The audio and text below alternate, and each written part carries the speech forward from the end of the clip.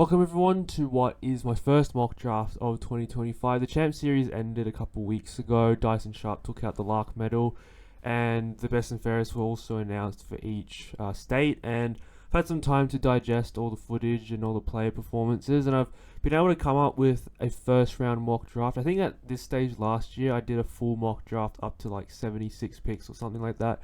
But with how shallow this year's draft is, I think the later part will be bit more unpredictable.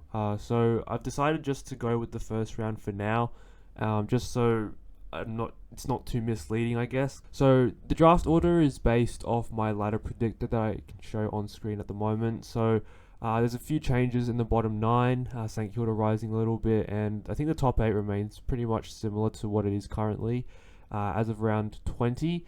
I've also included compensation picks and trades, so we'll start with the compensation picks. I'm predicting Oscar Allen to depart West Coast for Brisbane, which would compensate the Eagles with band 1 compensation, so you can see that falls into pick 2 on the draft order. The other move would be Tom De Koning to St Kilda, and that would yield Carlton band 1. And band 2, I think Sam Draper departs Essendon. It doesn't really matter what destination he gets to. I think he goes to Brisbane. And I don't think he meets the 900k per year over 5-year requirement to get the Bombers band 1, so I'm going to settle with band 2 for now. There's other players who might leave as free agents, Jack Silvani, Brandon Starcevic, but I don't think they'll have contracts big enough to yield first round picks. I think Jack Silvani has been reported as 700k per year over 4 years, which I don't think is enough to attract band 1. So we can move on to trades. These trades, I've tried to keep them somewhat realistic. They probably won't happen, but I've just tried to address the picks that the Northern clubs currently hold. So the Suns obviously hold multiple first round picks, but they will be, if they keep them, they'd be absorbed by bids in the top 5, so try to trade them away, try to simulate it in real life. And same for Brisbane, who have Annabelle early on, and that would absorb their first round pick hypothetically. So I've traded them all away. So the first trade is the one that's been rumoured,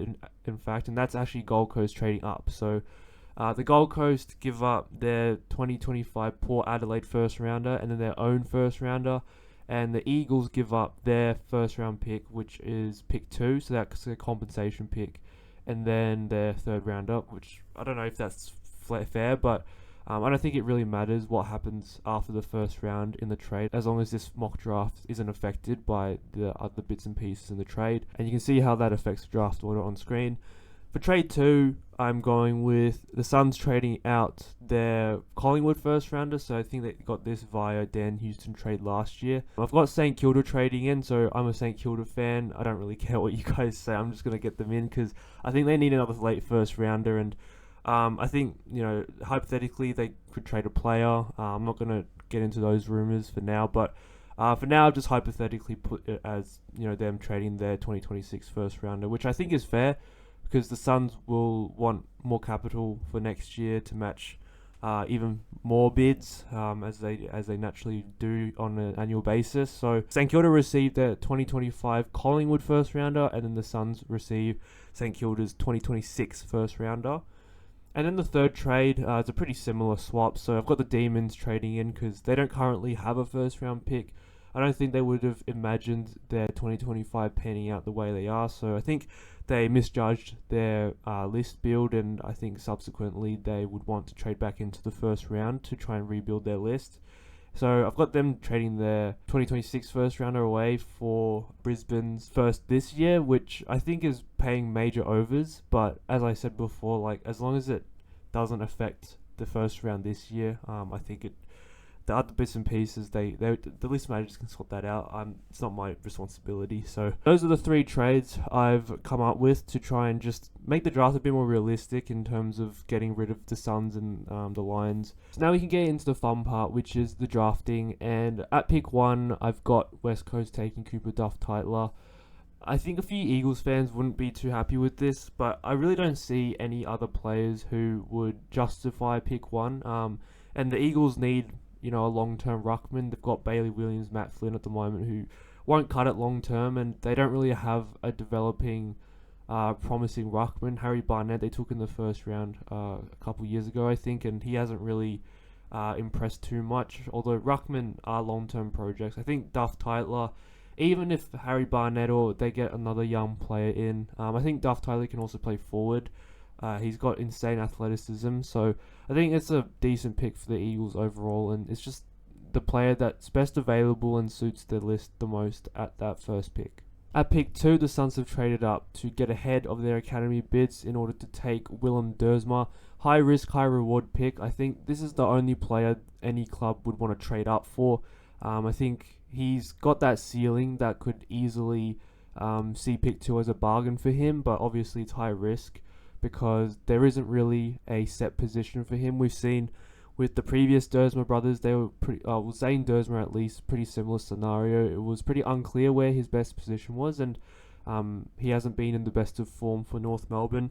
So it's certainly a high risk pick, but with how much talent they already have coming in 2025, I think with Dersma's athleticism, his mobility, his skills, and he made his VFL debut on the weekend and looked pretty good for the Casey Demons. So the Suns are the perfect club to take a punt on Dersma and to try and justify that pick 2 stature. We're on to pick 3, and the Tigers are on the board for the first time, and I think they will take the highly skilled Josh Lindsay. He's a very, very good kick, probably the best kick in the draft, and I think the Tigers would love to complement their on-ball brigade with a highly skilled player. He can start off at halfback. I think they can probably use a halfback user at the moment as well. They have Sam Banks, who has gone pretty well this year for them, but I think just having Josh Lindsay with that surgical left boot would really complement their ball movement. And amongst the top players at that top of the draft, like you've got players like Dyson Sharp, Oliver Greaves, who are kind of those inside bulls that Richmond took via Josh Smiley last year and Sam Lawler. So I don't think they need any more of those crash bash X Factor game winning forward half types. I think just a really polished ball user in Josh Lindsay would benefit them more than the other guys. Then at pick 4, the Tigers are back on the board, and this time I've got them bidding on Gold Coast Zeke Hewland. So Gold Coast obviously matched the bid. He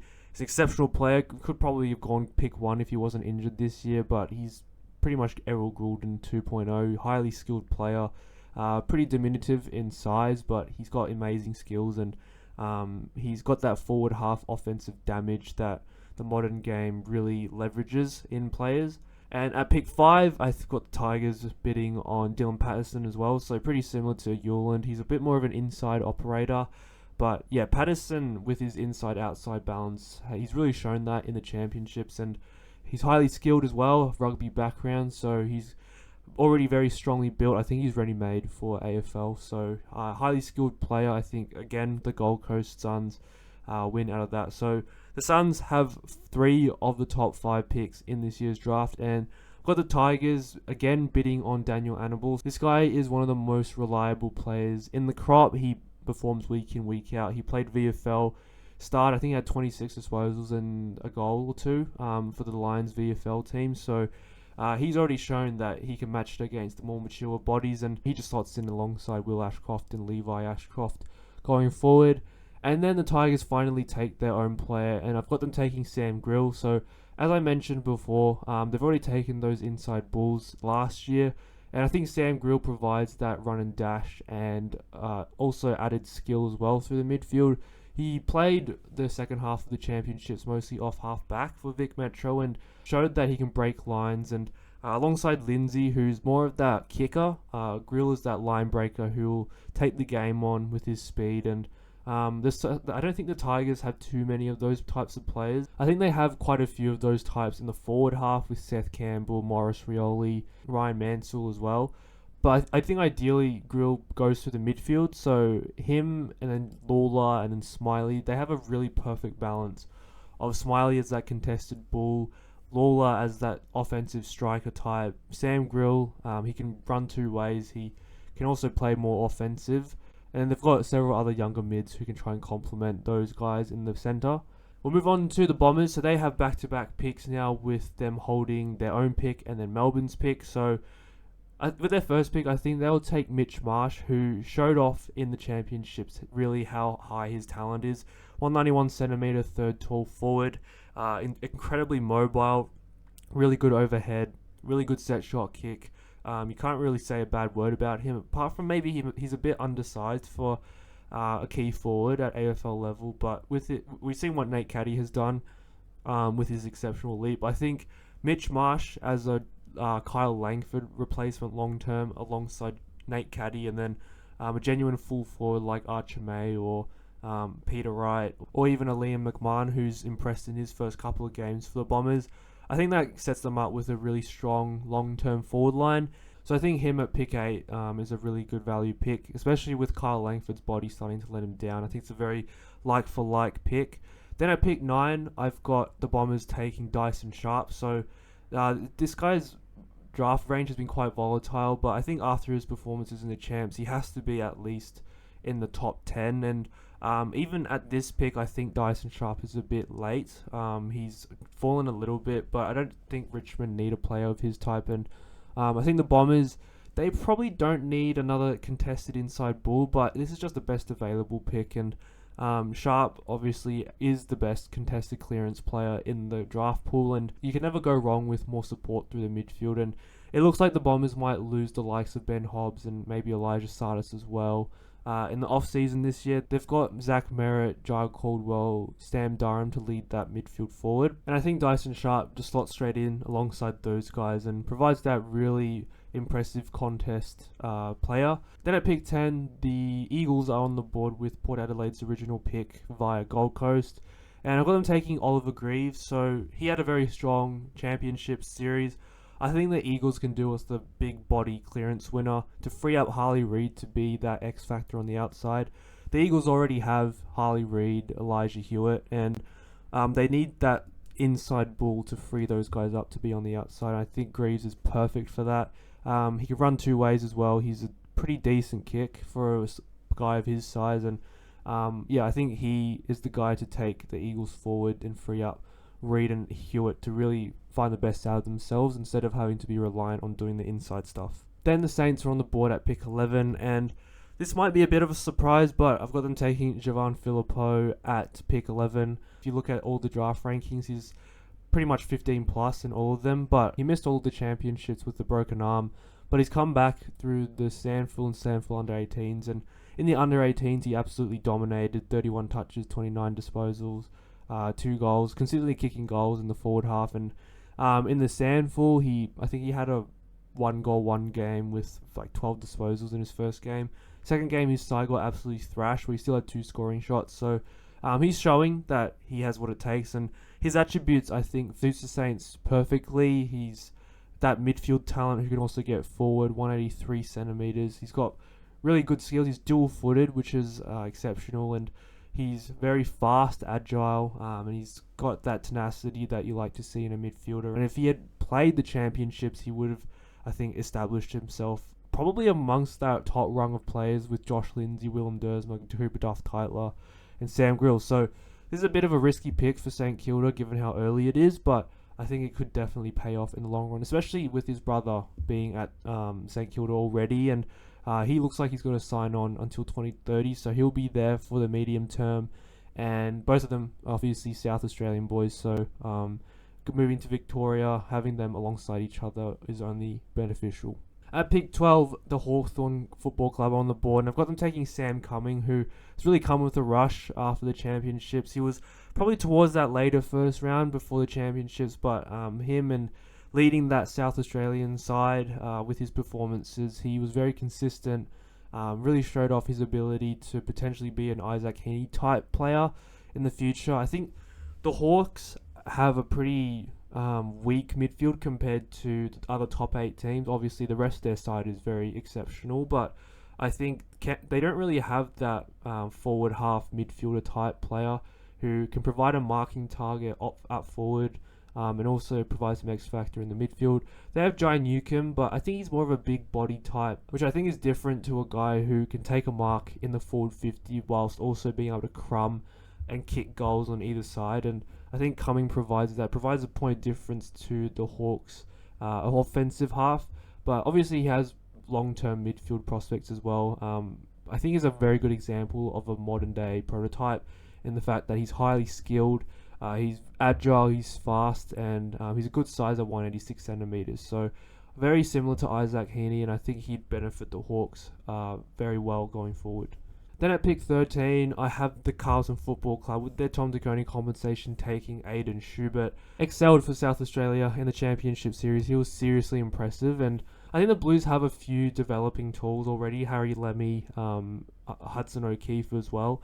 But I think Lemmy is a bit unreliable at times, and Hudson O'Keefe has shown that he can work in the AFL side. So I think him and Schubert can work alongside each other. Schubert has the ability to play through the ruck as well, but most importantly, I think he's got really good hands. He can develop while Harry Mackay and Charlie Curnow take the Blues forward. You just have Schubert in the background developing, and I think it's a really promising long-term project if the Blues are able to persist with him. Then at pick 14, the Dockers are on the board, and I've got them bidding on Sydney's Max King. So this guy's been a bit inconsistent throughout the champs. There was high hopes for him for the Allies going into champs, and he didn't really live up to those standards, but his athletic profile is second to none in this draft pool. It's probably on par with Willem Dersma, and so a very high potential but also high risk. So he's a medium-sized forward who can potentially play through the midfield eventually as well.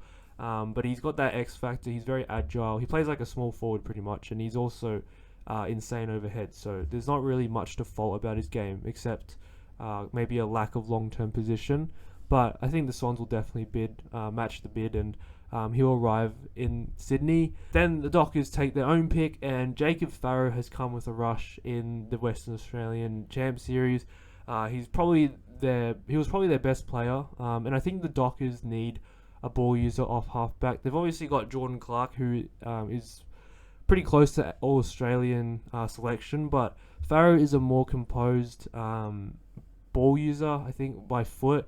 Clark is a line breaker. I think his skills aren't the best, but he breaks lines and he's exceptional at that. But Farrow is a more composed version of that. It slows the game down a bit more, but he pierces the zones with his kicking, and can compare him to Jordan Dawson with how he started his career at Sydney when he was playing a bit more on the outside, and he was a brilliant ball user. Farrow, I think, is 188 or 189 centimeters, so I think he's only a couple centimeters shorter than Dawson. But obviously, it's still time to grow. But he showed in the under-18s carnival that off the half-back line, he was an extremely exceptional user. And I think he'd complement the Freo side going forward with that ball use. Then we've got the Eagles at pick 16. And I've got them taking Noah Hibbins-Hargraves. So he had a pretty poor championships as well. But he is a game winner. He's a match winner. And I think the Eagles just need more excitement in their squad. So they've already added Cooper Duff-Tytler as the ruckman, and then Oliver Greaves as kind of the more bankable inside mid. But Noah Hibbins-Hargraves is that excitement, and I think is a bit of a risk at this point in the draft. He has kind of high bust factor, if I'm allowed to say that, but he's also got huge talent, and I think before the champs, when he returned from injury, he showed off what he could do, and he was in that top 10 conversation. Slipped out towards the back end of the champs, but his X factor, game-winning ability, kicked 4 goals in a performance where he won his side the game. If a club is able to get the best out of Noah Hibbins-Hargraves, then they're going to have an extremely good player on their hands, and I think the Eagles need some more outside class, especially in the forward half, which is exactly what Hibbins-Hargraves provides. Then at pick 17, I've got the Bulldogs on the board, and I think they'll be looking for maybe some third tools, and I've got them first bidding on Carlton's Harry Dean, so this might be a bit low compared to where he's been ranked in other draft rankings, but I just don't see any of the clubs above this point bidding on him, so I've got the Dogs bidding on him at pick 17. Carlton obviously match, and he adds to that developing tall backline brigade at the Blues alongside Harry O'Farrell, who's shown really good signs. Obviously, their stalwart Jacob Wiedering at fullback as well. So I think the long-term key back stocks for Carlton are starting to look really positive.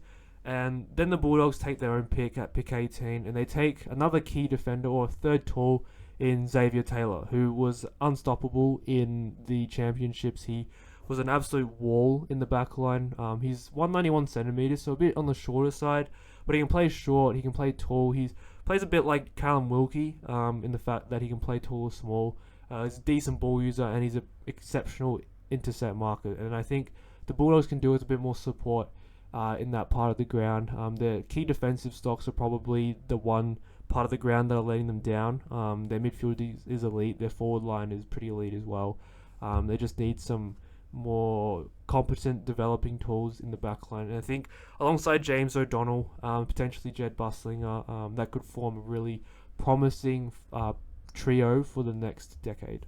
Then at pick 19, I have the Giants on the board, and I think they're more prone to taking the more risky types. And Harley Barker did his ACL and will be out for probably the start of next year as well. But they've shown that they're happy to take the long-term route with their draftees probably because of how much talent they already have on the list. But Harley Barker, with his athletic traits, has shown that he's an exceptional winger at under 18s level.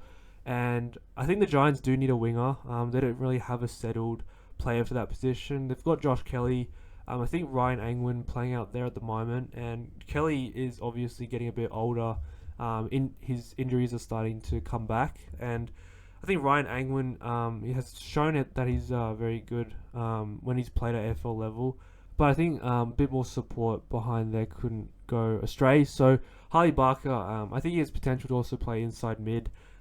He's a very strongly built player. He's a bit lanky, but you can tell he's like very strong with his core, and he's an exceptional runner. He's very fast. I think his 20-meter sprint was sub 3 seconds, probably around like 2.9, which is pretty impressive. Those types of players are absolute gold in the modern day, and I think at pick 19, the Giants would be the ones happy to take a punt on him despite his ACL. Then at pick 20, I've got the Eagles back on the board taking Lachlan Doverson. So another example of the Eagles investing in their front half excitement. I think they need another small forward. They don't really have a small forward who you can rely on to kick goals. I think Nick Watson, you can think of Nick Watson, if he played at West Coast, their front half would just look so much better. Doverson has so many tricks up his sleeve, and he's able to kick goals from nothing. And he's a very consistent goal kicker as well at under 18s level. So I think him and Hibbins-Hargraves especially provides Eagles fans with a lot to look forward to in that front half when they rock up every week, watching their rebuilding side. Then I've got the Saints on the board at pick 21 with that Suns pick, and I've got them taking Archie Ludovic as a Sandringham Dragons full forward. So this matches up pretty well with what their list profile is. They've emphasised wanting to target Bayside talent, and Ludovic with his PCL injury, I think clubs he'll slide down the rankings a bit, and I think the clubs above this point wouldn't even take a key forward. Like the Eagles, I think they're pretty happy with Archer Reed, and they've got Jobe Shanahan as well now. And obviously, Giants have Cadman, Bulldogs have Sam Darcy, and then the Blues took Aiden Schubert a bit earlier. So I think, the Saints are lucky that Archie Ludovic has slid so far, but I think he suits their profile so perfectly. Like Max King has been quite unreliable with his body, so I think it's really important to have a relatively bankable key forward to be developing behind him, and you can feel confident that if Max King doesn't work out, that we can have someone who slots straight into his spot. And Ludovic, I think, provides that safety net behind King, but in his own right, he at 197 centimeters could become a very exceptional forward. He had a pretty underwhelming champ series before his PCL injury, so that's another reason why he slid so far. But he's good below his knees. He's good on the lead, good overhead. So there's a lot to like about Ludovic. There's just a few question marks over his health and then his form as well, whether he can match it against the best kids in the competition, and then in the future against real big-bodied, mature men. Then at pick 22, I've got the Geelong Cats on the board, and I think they're going to bid on Collingwood's Zach McCarthy via the NGA at this pick. So I think they'd be looking out maybe for a key forward. I'm not exactly sure, but Zach McCarthy, I think this is about his range as well. So obviously the Pies will swoop in to match that bid, and McCarthy is a 200 centimeter tall forward who can probably play through the ruck as well. And I think he's very promising. He's got a lot of upside. He's a bit skinny at the moment, so he's going to be a long-term project. But I think alongside Charlie West, McCarthy and West could be a really dynamic duo going forward. The Pies still have Myercheck, Membry, and McStay to help with their premiership push, and to have McCarthy and West in the background developing to eventually take over, I think is a pretty good plan going forward for them. So the Cats are back on the board, and I've got them taking Taj Murray. This might be a bit of a reach, but the Cats aren't afraid to reach out for players that they like. And Murray's a very athletic key forward who, again, is a long-term project, pretty similar to McCarthy as a player. He can also play in the ruck. I think with Jeremy Cameron coming towards the end of his career, he's still probably got a few years left, but you can have Taj Murray developing in the background. They're not really like for like ties. Murray is more of a stay-at-home full forward who can also ruck, and the Cats already have Shannon Neal in that role, but I think Shannon Neal has the prospect to potentially roam the ground a bit more as a centre-half forward. I think the Cats will be able to make it work. But then the Demons are on the board with pick 24, and I've got them bolstering their midfield with Fred Rodriguez. He had a pretty average championships from what I saw. I think his stats were pretty good. He had a game where he had like 8 clearances as a game high, which was probably his only exceptional game out of the whole championship series. So he was considered probably closer to the top 10 at the start of the year, and then he's just kind of dropped out a little bit more with others overtaking him, like Jacob Farrer, obviously from Western Australia, overtaking him as well. But Rodriguez is still a very good player in his own right. He's dual-footed. He's a very highly skilled player. He's good with his hands and wins clearances. So I think the Demons can do with a bit more class ball use through their midfield. Rodriguez gives them a bit more of a link in the midfield. He's going to execute the kicks most of the time, and decision making is a bit questionable at times. But I think in an AFL environment where there's a bit more competency in the forward line, maybe not with Melbourne, but over time, as he starts to play a bit more football at AFL level, hopefully the Demons would have found some competent forwards by then, and Rodriguez would have more options to potentially do better with his decision making than he did at under 18s level with Western Australia. So I've got Rodriguez going to the D's at 24. Then at pick 25, I've got the Crows on the board taking Louis Emmett. So he's been injured for most of this season, but his prospects going into this season were quite high. He played a bit of bottom-age football last year in the Champs and established himself as a pretty promising prospect for this year. He's since come back, I think a few weeks ago, and he's done pretty well. And he's reasserted himself in that first round contention. And I think the Crows would be happy to take a forward ruck. They've got Riley O'Brien and Kieran Strawn at the moment with their rucks, and I think they'd be willing to add a bit more development behind that. So, Emmett can also play a bit forward, but he's a very mobile ruckman. He's good below his knees and good at ground levels. And he's pretty decent overhead as well. So, I think one of Riley O'Brien's biggest weaknesses is his overhead stuff. But I think Emmett would probably be an upgrade on that in the future. And with the Crows signing O'Brien up for I think 3 or 4 years recently, I think Emmett has the time to develop in an AFL environment and potentially overtake O'Brien in the future. With the final pick of the first round, this is the Draper compensation pick. The Bombers, I think I've just left it as a direct bid for Adam Swade. I think this is about his range, and I'm not really sure how the Bombers would go about dealing with this pick, whether they keep it or trade it. So, this is a bit of just a boring pick. It's just a direct bid on the NGA product. He's a bit small, so I've got him sliding out a little bit to 26. He could even slide out further, depending on how clubs see his AFL potential. But I think he's got enough skills and enough footy IQ to still remain in that first round conversation. I think he's like 175 centimeters or something, which is pretty short. But as a high half forward, potentially going forward at AFL level, I think he has a lot of ability. Kind of what we've seen with Murphy Reid at Fremantle. He could potentially play a role like that with a bit more X factor, and very good goal kicker. And he's good below his knees and just very clean as well. So I think the Bombers would be happy to have him at that end of first round compensation range. So that'll do it for the first round of the draft. I think this order will definitely change a lot over the next couple of months or next few months before the actual draft. I think this is a pretty good core to start with in terms of the first round. So in terms of the range of the players, I think this can be a pretty accurate representation. And I think most of the clubs here would be pretty happy with who they've landed in terms of needs. I've tried my best to try and assess each club's list and found a couple of holes that I think can be filled by players around the range without reaching too much. I don't really have too many sliders as well, so I think it's a pretty accurate representation of draft ranges here. So hope you guys enjoyed the video. Make sure to leave a comment on who you think your club will draft, whether you agree with the draft picks in this one. Make sure to leave a like on the video. Make sure to subscribe to the channel for future content. I'm probably going to end up doing a mock draft every month or so, so stay tuned for that. I'll see you guys in the next video.